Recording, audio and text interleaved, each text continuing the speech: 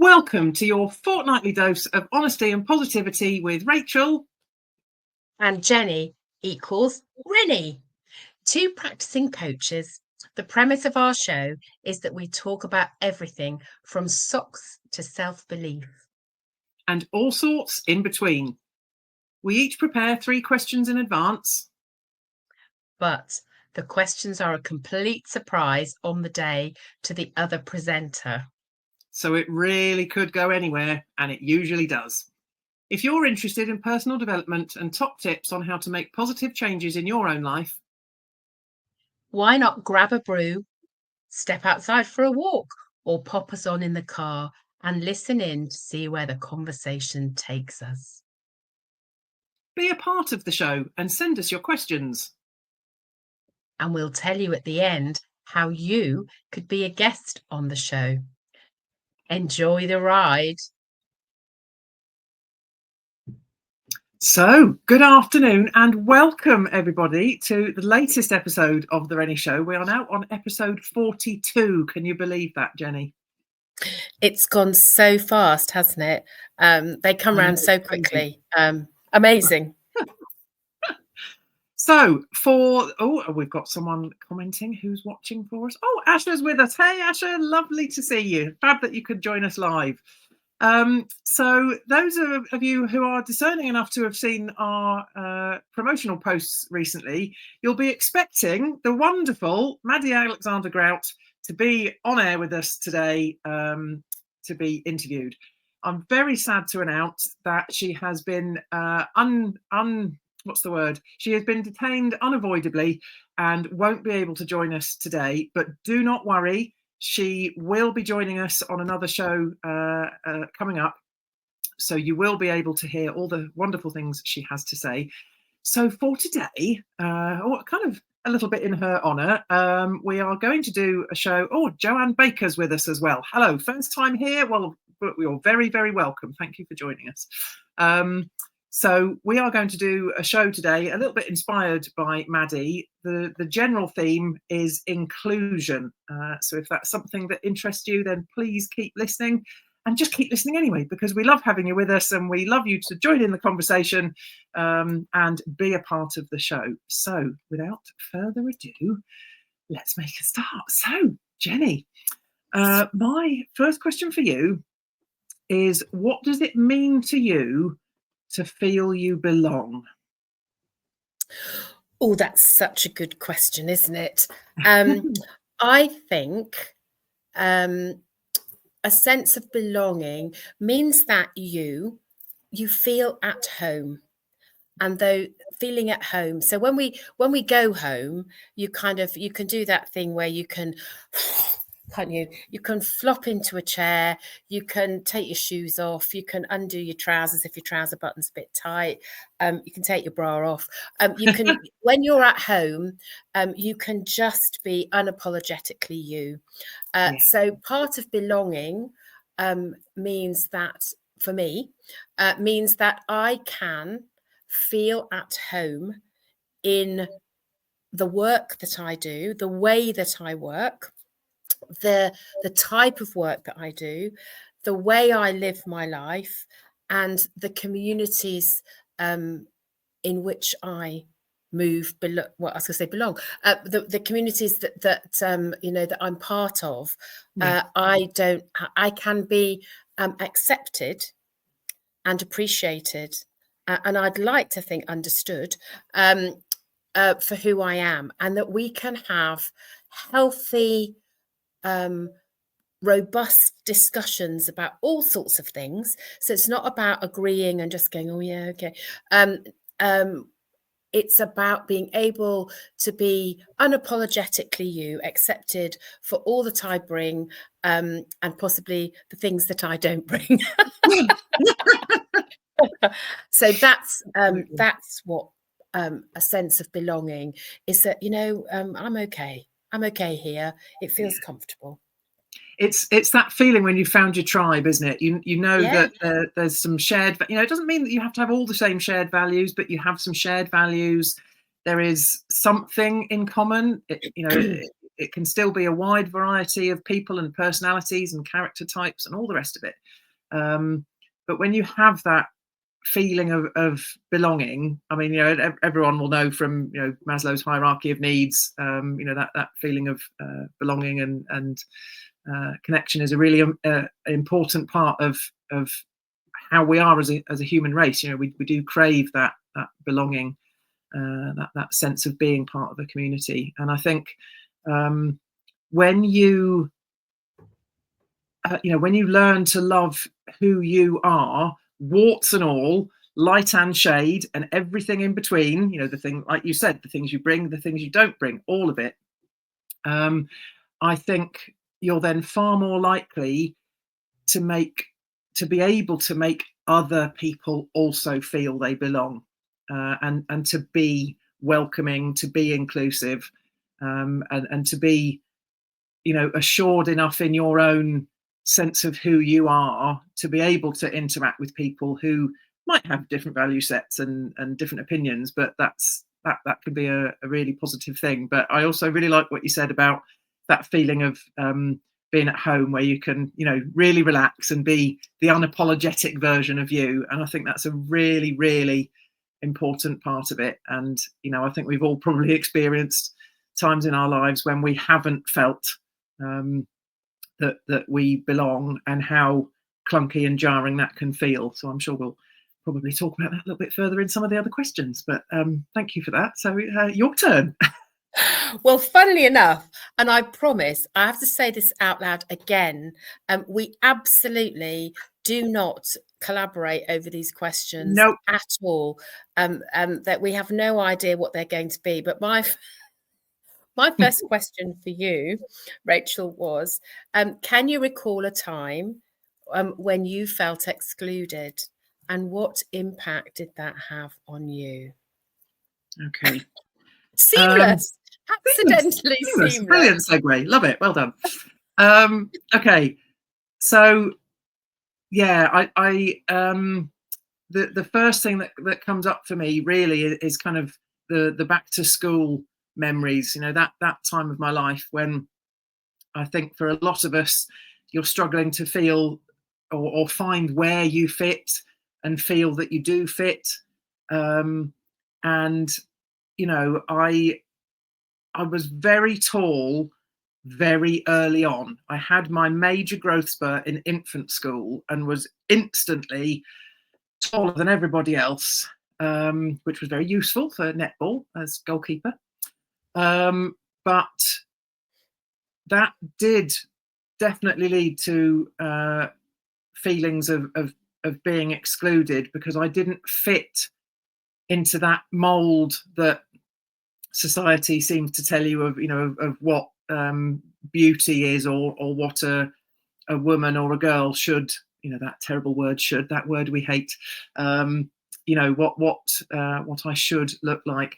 And I did find it very hard, because typically many of the friends that I was close to and still am, and it's been the same thing across my life. I've got many friends who are way shorter than me, so there is always me.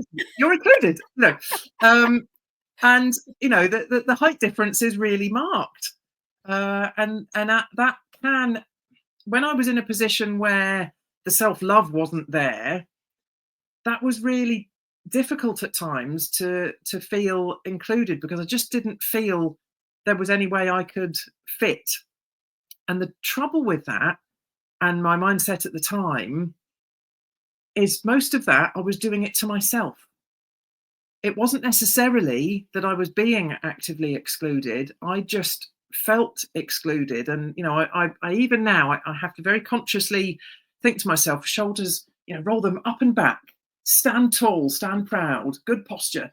Because when I look back on pictures, I was a bit hunched, and I suppose I was subconsciously trying to make myself a bit smaller so that I felt more included. So this was definitely a perceived exclusion as opposed to an actual one. But for me at the time, it was very, very real. I think that's so common, isn't it? And children particularly have a way of pointing things out that Yeah, we can take personally.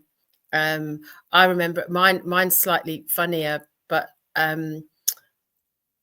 it sprang to mind, and we were talking about it recently about Christmas, and every family has their traditions, don't they? That yeah, they have, and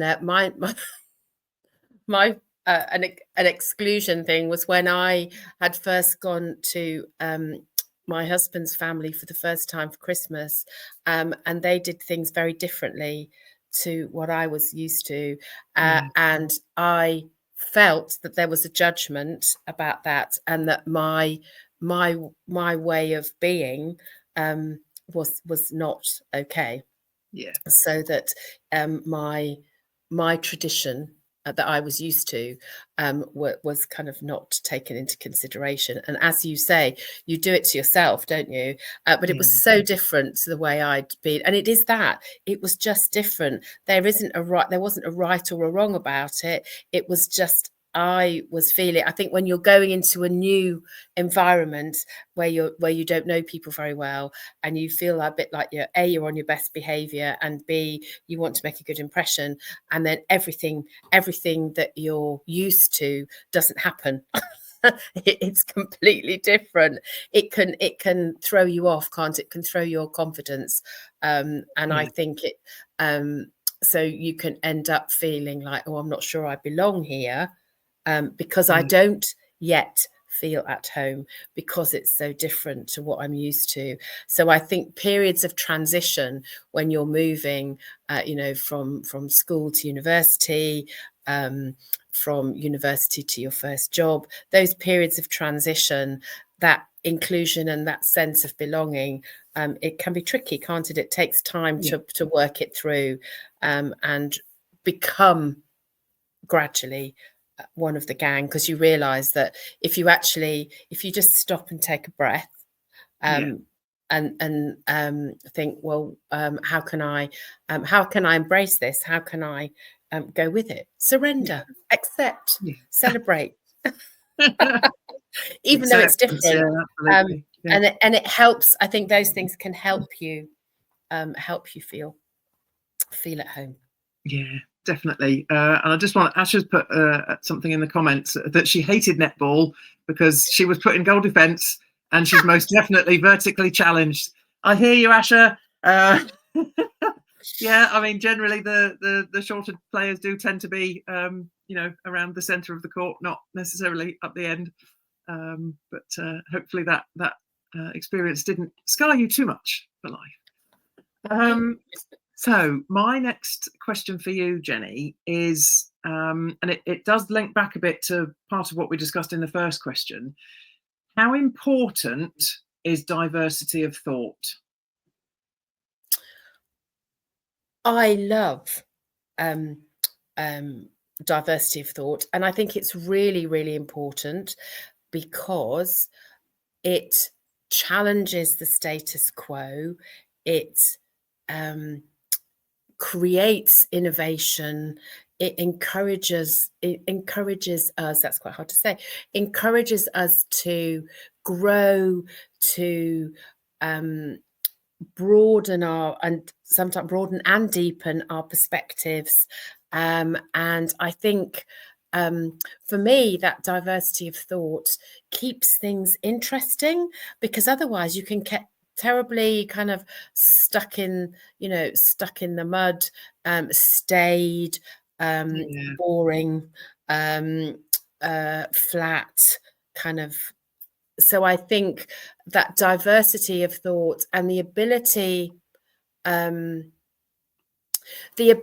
to discuss and potentially disagree in a healthy and constructive way, yeah, without making the other person feel that they are wrong, because so yeah, often with diversity of thought, there isn't a right or a wrong. I mean, sometimes there is, but a lot of the time there isn't, and it's about being able to have healthy discussions, in a way that doesn't involve point scoring and having to win an argument. And sometimes we agree to disagree. It doesn't, that you as connected human beings, we ought to be able to say, I hear you. We've had a really robust discussion, and actually our views are different for these reasons, and that's okay. And I think so often we, in healthy discussions, that's what happens. In unhealthy discussions, what happens is that you get this point scoring and somebody having to win at the cost of somebody else. So often there is, disrespect and a lack of compassion or understanding. And I think it can be really tricky. So I think I love it. Diversity of thought is really, really important to me. I think it's a fundamental need of humans to be curious and interested and excited and all of those things that if we don't listen and aren't open to other perspectives, we lose. Yeah, absolutely. And Joanne completely agrees. She says 100%, Jenny. Absolutely. And I think one of the key things in what you've just been talking about is empathy or lack of.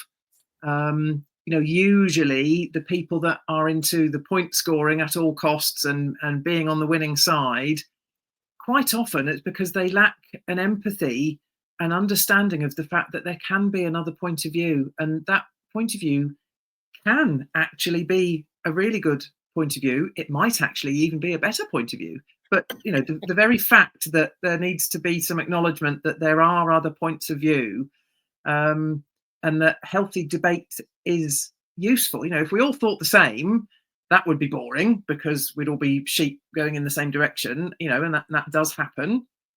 But I think when we can have that diversity of thought in any environment, space, group, whatever it might be, I think when there's a bit of empathy involved with that, it can be really enlightening and you can learn so much. And I often feel, sometimes I can be a bit naive, and sometimes there are things I just haven't thought of, and that can happen to anyone, whereas, you don't know what you don't know. So if it's something I haven't thought of, I'm actually really grateful to be informed that there's this other train of thought on the subject, or there's this fact that I didn't know that, actually, yeah, maybe that does change my opinion just a bit on whatever the subject is, so it's it's really, really important. I think we're, funnily enough, in violent agreement once again and on the same page. Oh, excuse me. So I think we've established that we both feel quite strongly about inclusion, very strongly, extremely strongly about inclusion. So my question is, why does it matter so much for you, Rachel? Why do you feel so strongly about the importance of inclusion?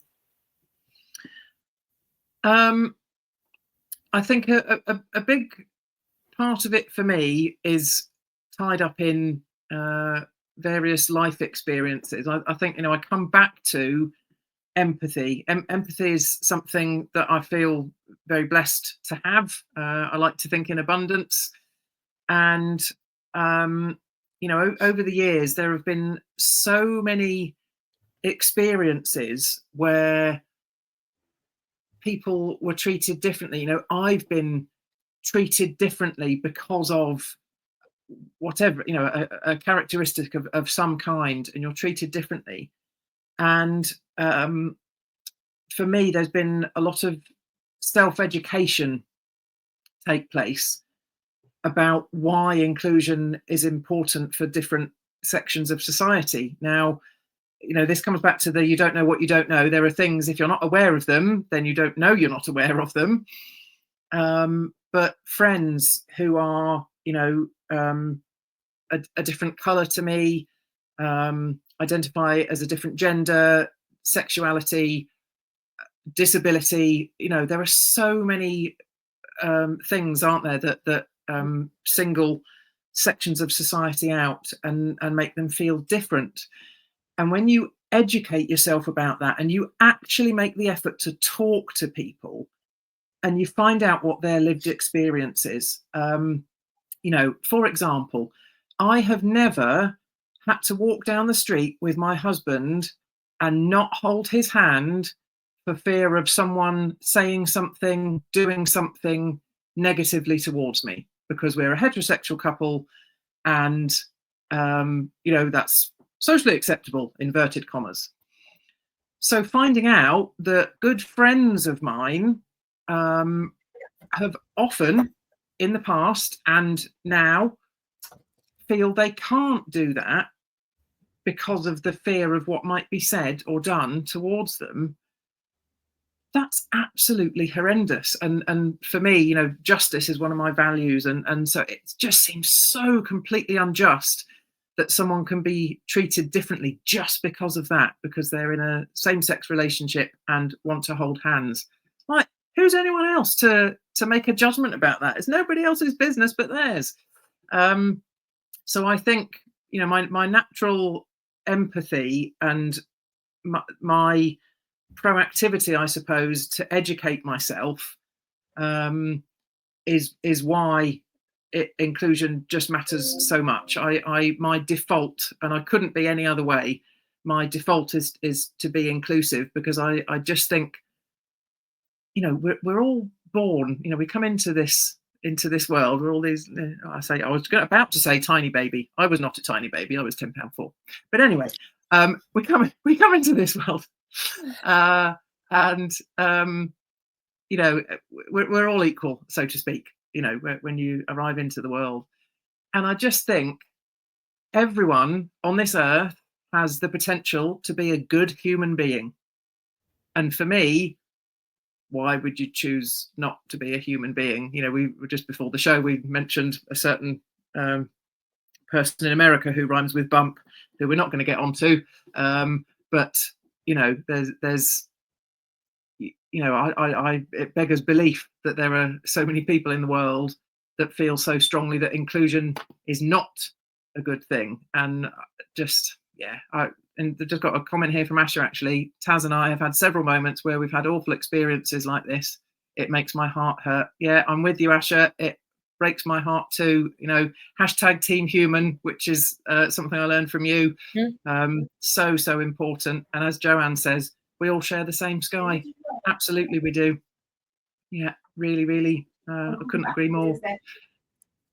So, Jenny, what do you want to say on the subject? I think it's I want to live in a world where people can be accepted. I was having a fabulous conversation the other day with the most amazing person, and she said to me, it was a phrase that she coined, and it had such a knockout impact on me in a good way, and it was about the acceptance before understanding. So you accept first. It doesn't necessarily mean accept first doesn't mean you can't then go on to understand, but accept first doesn't mean you have to necessarily always agree, as we have said previously. Doesn't mean that you can't call out poor behavior, but that acceptance of that person, as we said right at the top of the show, accepting that person for all that they bring and the things that they don't, and that you can have compassionate, useful conversations about that. And so often it's fear, isn't it? I think fear often that drives that drives that lack of understanding and lack of acceptance. So I keep saying it, that acceptance, you can accept somebody without understanding, that can come later. So if acceptance of who they are is your first port of call, then actually that feels such a powerful place to be, and that they and if they feel safe and at home and accepted, then actually what fabulous communities we can have. More of that, not less. Yeah, I'm with you all the way. And Asha's just commented, so many of our US friends are living in fear right now, and my heart goes out to every single one of them, as I know yours does. It's utterly horrendous, although we don't perhaps want to discuss politics on the show, but yeah, horrendous situation. Okay, so next question then.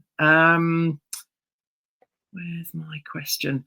So bearing in mind the things that we've discussed already, and the importance of feeling included, and what it's like to feel excluded, and diversity of thought, can you share any top tips for people to feel included if they're struggling? As ever, it comes back to us, doesn't it, as individuals? And so the first, I'm not a pointy finger person, but I think I would start with being curious, not being judged. We say a lot, don't we? Replace the judgment of yourself and others with curiosity. What is it that I am contributing to the situation? And what is it that they are contributing, other people are contributing to the situation? And how can we have a conversation? How can we facilitate a conversation that changes those things? So it might be that I've been in a situation where I was the only English speaking person, so other people had other language, and because they were incredibly kind, speaking in English, which wasn't their first language, to me, but as soon as we went into the breaks, they were all talking and I didn't understand any of them. And of course, so that I could have been kind of a bit but I recognized that part of my contribution is that I don't speak their language, they speak mine, which is really great. So actually, I was grateful that they spoke my language, and also appreciating that when you are speaking a second language, it's quite tiring. So actually, it wasn't a deliberate, we're talking so Jenny can't understand. It was that thing about, we've just spent 40 minutes talking in a different language, and actually it's really nice when we're having a coffee break to go back to what our first language. So I think part of it was was how I was feeling, because you're into the is this okay? Should I be doing something different? And of course, once I relaxed and thought, this is probably what's, and if I went to somebody and started to talk to them in the coffee break, they immediately spoke to me in English. So actually they were absolutely doing their best. And I think so often people think, I believe that people are doing their best. And that's what you want. That's what you want to have happen, isn't it? That people are doing their best to be kind, to be compassionate, to be accepting, and in that way, we can only do our best. And the more we know, and the more we know about ourselves, and the more we understand, the betterer that we can be. Absolutely. And that absolutely from things you said there, for me, empathy and understanding came through really clearly. Being able to take that step back to look at the situation objectively, because of course we're all bound to think subjectively, that's natural, but to take that step back and look at the situation for what it really is, to see it from another point of view, and maybe rethink how you're feeling about the situation can be really important. And I think also to then use that knowledge that you've gained from taking that step back to potentially name how you're feeling. I mean, that's going to depend massively on your level of confidence and what the situation is, but to name how you're feeling, that people don't want to be seen as vulnerable, but quite often if you're feeling vulnerable and you let that be shown, the reaction that people will have is, oh my goodness, well, come here, come into the fold, and they'll do even more to make you feel included. And so again, it comes back to that perhaps perception of feeling excluded, when the reality is that it's not necessarily a deliberate exclusion. So definitely taking a step back and having a look at things with a bit of empathy and understanding, and then some confidence to try and do something about it. So, and I think if it is, because it does happen, as Asha said, if it is an intentional inclusion, then the question, exclusion rather, sorry, if it is an intentional exclusion, then you have a choice, don't you, about whether you go, these aren't my people, not my tribe. Leave that, not my tribe. You leave that environment, or if you feel confident enough to have that conversation and to because you're in a way giving them a gift of helping them understand how it might feel from your perspective. And again, it might be, as you said right at the beginning, it might be that we don't know what we don't know. And so it could be an unconscious, deliberate exclusion as opposed to a conscious one. So I think there are so many options, but the bottom line is, we don't need. There are plenty of places that are inclusive, and those are the places that get my patronage. Those are the places I want to be. Those are the places that I want to support. So the more that we can, the more that we know about places that are fully inclusive and accessible, and are really working. It's a never-ending endeavour, isn't it? There's always more to do, but those people who are taking it seriously, I think those are the places. Those are the communities that we want to support. Yeah, absolutely. Couldn't agree more. Okay, so unbelievably, it's time for the last question. So Jenny, go for it. Well, this is slightly off, a bit off at a tangent, as you know that I am wont to do. So my question is, I have been busy this morning being very creative in a workshop. So I was going to ask you, there is a tenuous link to inclusion. I was going to ask you how you would describe your creativity. Ooh, okay. That's a really interesting one for me, because I feel to a degree I sometimes struggle a bit with creativity. So to give you the example, if you ask me to decorate a room and work out how I want a room to look, oh dear, I'm terrible. I can't visualize the end result. I find it very difficult to think creatively in that particular way. But then things like, I used to make all of my greetings cards, birthday cards throughout the whole year, every single Christmas card, and I used to send about 100. It's too expensive to do that now. Every one of them was handmade, handcrafted and coloured in, and all sorts of different things. And I actually found a bit of creative flair, if you like, within that. So if you ask me to describe my creativity, I'd say it's a bit discombobulated. It's a bit all over the place. It's not quite sure what it feels like.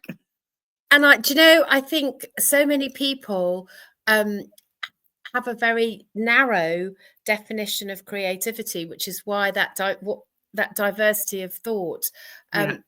Creativity is it has such a broad spectrum, doesn't it? From I describe myself as creative, but I would hate to send a Christmas card or a birthday card that I designed to anybody. However, So creativity for me has so many forms, whether it's singing, acting, writing absolutely. poetry, writing. I think Writing's a good Asha would one. agree. Writing Well, is funnily enough, Asha says, why does the word rebellious come up for me when she describes her creativity? I love that. And so that whole thing around, I love, the bake off. I love the pottery throwdown. I love the sewing bee. And you see in there people that the range of creativity, and it's so easy to put people in pigeonholes, or we think, oh, I couldn't paint. I'm in this fabulous room at the moment. I couldn't paint a portrait. Well, maybe I could. I've never tried, but I could. I love painting. So there are so many forms of creativity, and I think we, in the same way, we can include so many different talents that contribute to creativity. And I think that's a metaphor for life, really, is that doesn't matter whether you're singing, acting, writing, dancing, cooking, making pottery, sewing, gardening. People do the most amazing gardens, don't they? Building houses. Also, there's such a rich diversity of creativity, and that's what made me think of the question, because so often people go, "Oh, I'm not creative. Oh no, I'm not creative," and then they tell you that they decide cards, or they do cross stitch, or they make fabulous cakes, or they or they write stories, or they whatever it is. There are grow gardens. There are so many things that people can do that are creative, and so often we want to kind of narrow it down, don't we? Be specific. No, don't be specific. So I'm with you, Asha. Rebellious, marvelous. Love it. And Asha says creativity represents flow and freedom to me, and that really ties in with what I was about to say, that I think for me creativity flows when I'm in the moment, whether that's out walking and not thinking about anything else, therefore the creativity can flow through your brain. It's quite related, I suppose, to forms of escapism, for want of a better word. All those creative things that you've mentioned there, they're all things that you can really just get lost in, and really just be in the moment and let that flow and freedom that Asha described, let that just be, and be in that moment, which I just think is really powerful. Great question. I know, and it feels like a fabulously, we've had quite a serious conversation. So it feels like a really inclusive, but very positive and upbeat, inspiring and brilliant way to end our show today. So we hope that if you've been listening, you have enjoyed it. We hope if you're listening on catch up, you're enjoying it. And as ever, we love hearing your comments and your feedback, and any questions that you might want to include. And we look forward to Maddy Alexander-Grout being our guest in the fullness of time, when she is fully recovered. And we send much love and get well wishes, Maddy. So if you're listening to this, if you're listening to this, because you've got nothing better to do, and wishing you were here, we wish you were here too. And we look forward to welcoming you soon. Absolutely. Yeah. Couldn't agree more. Joanne says she loved it. Thank you very much. And Asha says heavenly. That's really lovely to hear. Thank you for both joining us. It's been a pleasure to have you here and joining in the conversation. It just means the world. It's brilliant. So we will be back again in 2 weeks. We have various exciting guests coming up, including Maddy, the rescheduled version, and some other exciting guests as well. So watch this space as ever. But for now, we shall sign off. And as always, as Jenny often likes to say, be inspiring and be brilliant. And we look forward to seeing you all soon. And stay safe. Stay safe and stay well. And bye-bye for now. Bye. So, did you enjoy the ride? Don't forget to subscribe on your usual podcast platform so you don't miss out on future episodes of The Renny Show. We broadcast fortnightly on a Wednesday at 12:30 p.m. GMT. You can join our live stream on LinkedIn and Facebook and watch on YouTube, or catch up on your favourite podcast provider when it suits you. Either way, please do come and join us again. If you're sat there thinking that just maybe you're inspiring and brilliant at what you do, then we'd love to hear from you and invite you onto the Renny Show as our guest. Or maybe you simply want to join in the conversation, and that works too. Feel free to send us in a question for us to answer on air. We love to talk, and we'd love you to be involved. Until next time, keep being brilliant and inspiring. Bye for now. Bye.